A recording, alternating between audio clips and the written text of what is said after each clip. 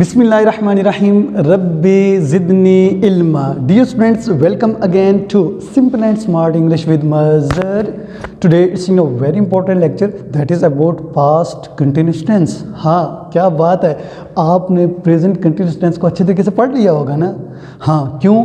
आपके जो कमेंट्स आ रहे थे, आप जो बता रहे थे, उसके बाद जो फीडबैक दे रहे थे, तो इसका मतलब ये पता चल रहा था कि आपने लेक्चर को सिर्फ सीखा नहीं बल्कि आपने उसको अप्लाई कर लिया है, आपने बोलना स्टार्ट कर लिया। राइट, होप सो ये टेंस भी आपको काफ़ी सपोर्ट करेगा अपने पास्ट कंटिन्यूस एक्शंस को बताने के लिए। अब देखते हैं क्या होता है। देखें, पास्ट कंटिन्यूस टेंस, राइट, इसमें एक एक्शन है। जिस तरह मैं कहता हूँ मैं क्या कर रहा हूँ, जाहिर बात है अभी आप मेरा लेक्चर देख रहे हैं ना, आपसे कोई पूछेगा क्या कर रहे हो तो आप कहेंगे हम लेक्चर ले रहे हैं। तो ये कौन सा एक्शन है? प्रेजेंट कंटिन्यूस का। कौन सा है? प्रेजेंट कंटिन्यूस का। अच्छा, आपसे कोई पूछता है जो गुजरा हुआ कल है उसमें आप इसी टाइम लेक्चर ले रहे थे, तो आपसे पूछता है कोई बंदा कि कल इस वक्त क्या कर रहे थे, तो आप कह सकते हैं मैं कल भी लेक्चर ले रहा था। ठीक है, जब हमें पास्ट कंटिन्यूस का एक्शन बताना है तो हमने इस तरह की स्टेटमेंट्स को क्या करना है? एक्सप्लेन करना होता है। किसमें? पास्ट कंटिन्यूस टेंस में। ठीक है, अब देखते हैं कि आपको उम्मीद है कि समझ आ जाएगी। अगर कोई भी प्रॉब्लम होता है तो आप मेरे व्हाट्सएप नंबर पर कॉन्टैक्ट कर सकते हैं। ठीक है, पास्ट कंटिन्यूस की बात करते हैं तो इसमें देखें सबसे पहले रिकग्निशन। आपने पहचानना कैसे है? जिस तरह प्रेजेंट कंटिन्यूस में आपने पहचाना था क्या रहा था, रहा है, तो यहाँ पे क्या हो जाएगा? रहा था, रही थी, रहे थे। ये सिर्फ बताने का मकसद सिर्फ ये होता है आपको कि आपको नेशनल लैंग्वेज के अंदर जब कह दिया जाता है कि आप इन चीज़ों को क्या करें, इंग्लिश में ट्रांसलेट करें, तो आपको कम से कम कुछ ना कुछ आइडिया ज़रूर होना चाहिए कि अगर इस तरह की एंडिंग्स आ गई तो हमने किस टेंस के साथ रब्ता करना है? पास्ट कंटिन्यूस टेंस के साथ। ठीक है, उसके बाद देखिए हमारे पास हेल्पिंग वर्ब इस टेंस के अंदर वो कौन कौन से हमारे पास? वाज और वर। वाज और वर हमारे पास क्या है? हेल्पिंग वर्ब्स है। अब वाज के साथ अगर हम देखें तो क्या आ जाएगा? आई, ही, शी, इट और एक सिंगल नाम आ जाता है अली कर लें। कोई भी सिंगुलर चीज़ होगी तो उसके साथ हम क्या लगाएंगे? वाज लगाएंगे। और अगर प्लूरल हो जाती है जिसमें you, we, they are, two are more than two names, तो वहाँ पे हम क्या लगाएंगे? वर लगाएंगे। ठीक है, होप सो ये चीज़ आपको क्लिक कर गई होगी। इनकी पहचान क्या है? रहा था, रही थी, रहे थे।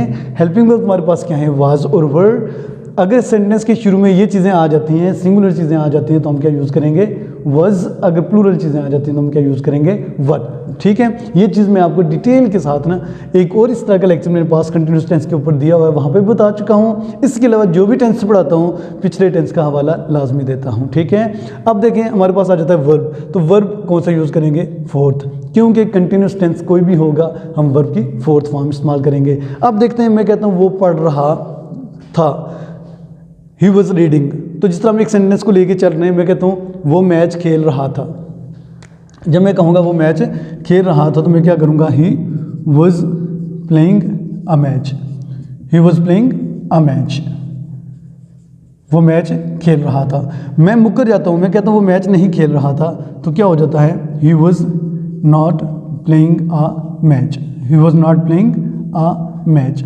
आपने थोड़ा सा मेरे साथ फास्ट मूव होना होगा, चलना होगा, ताकि आपकी कंसंट्रेशन 100% रहे। अगर मैं स्लो हो जाऊंगा थोड़ा सा तो डेफिनेटली आप थोड़े से ना इधर उधर हो जाते हैं। ठीक है, तो इस वजह से मैं चाहता हूं कि आप मेरे साथ फास्ट चलें। ठीक है, ही वॉज प्लेइंग अ मैच, क्योंकि मेरे को बहुत डिफिकल्ट या कॉम्प्लिकेटेड टॉपिक तो पढ़ा नहीं रहा, बिल्कुल आसान सा टॉपिक पढ़ा रहा हूँ। He was playing a match और he was not playing a match.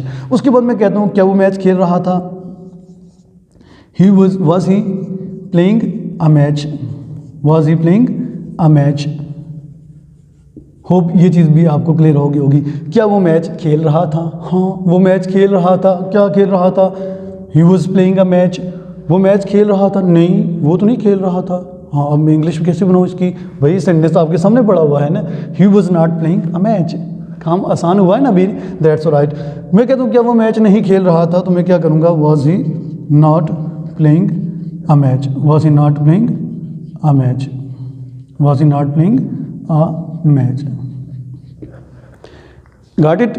Understood, that's great, right. तो ये चीज़ आपके लिए बहुत आसान से करके ना आपके सामने पेश कर दी है, ठीक है। होप कि आपको ये लेक्चर समझ आ गया होगा। प्रेजेंट कंटिन्यूस में कोई एक्शन होगा तो मैं कहूँगा he is playing a match, past continuous में होगा तो मैं कहूँगा ही वॉज प्लेइंग अ मैच। अब होप सो कि इन दोनों में डिफरेंस करना आपको आसानी से आ जाएगा। क्यों?